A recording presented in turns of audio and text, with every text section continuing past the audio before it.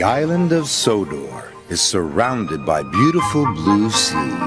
It has fields of green and sandy yellow beaches. There are rivers, streams, and lots of trees where the birds sing. There are windmills and a coal mine, and docks where visitors to the island arrive. Welcome to the island of Sodor.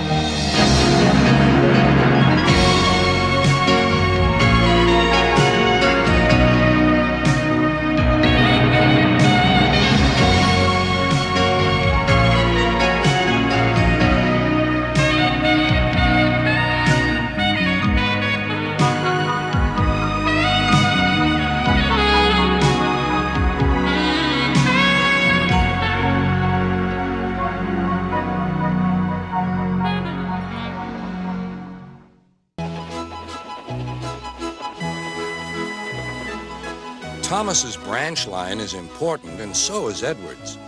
But their track and bridges are not so strong as those on the main line. Sir Topham Hatt does not allow the heavier main line engines like Gordon to run on them.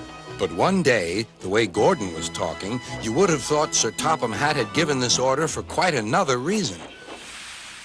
"It's not fair," grumbled Gordon. "What isn't fair?" asked Edward. "Letting branch line diesels pull main line trains." "Never mind, Gordon. I'm sure Boko will let you pull his freight cars sometimes." Gordon spluttered. "I won't pull Boko's dirty cars. I won't run on branch lines." "Why not? It would be a nice change." "Sir Topham Hatt would never approve," huffed Gordon. "Branch lines are vulgar." Gordon puffed away. Edward chuckled and followed him to the station. Every evening, the two engines pull two fast trains from the station. Gordon always leaves first with an express for the main line. Edward follows 5 minutes later with his train for the branch line.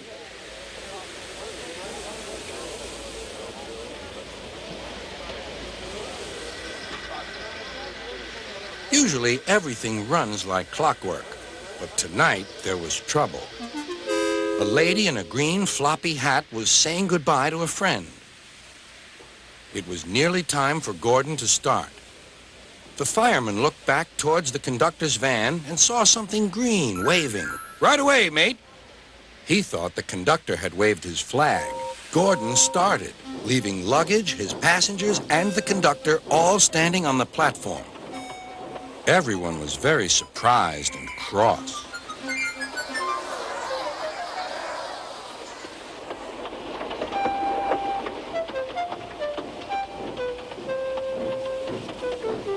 To make matters worse, by the time Gordon had been stopped and brought back, Edward was already late with his train. So now he set off first. But the signalman at the junction wasn't told about the change. By mistake, he sent Edward along the main line. Gordon was sent along the branch and arrived cold and cross on one of the sidings near the harbor. Next morning, Bill and Ben peeped into the yard. There were no cars for them, but they didn't mind that.